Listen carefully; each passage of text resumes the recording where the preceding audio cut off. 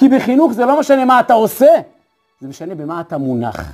זה משנה איפה נמצאת ההתלהבות שלך, התשוקה שלך, הדחף הפנימי שלך, זה לא משנה גם כל כך כמה זמן אתה מתעסק בזה.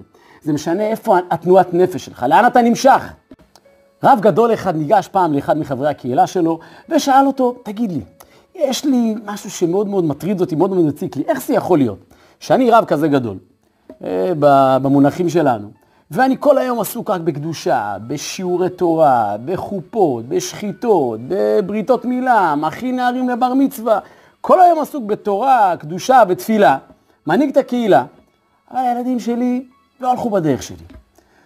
זה מתעסק בענייני העולם הגדול, זה בביזנס, זה בנדל"ן, זה במכוניות, כל אחד והילדים שלו, שוב, כל אחד כבודו במקום מונח, כל עבודה מכבדת בעליה כמובן, אבל הרב ציפה שהילדים שלו ילכו בדרכו, ילכו בדרך התורה, יהיו במשרות רבניות.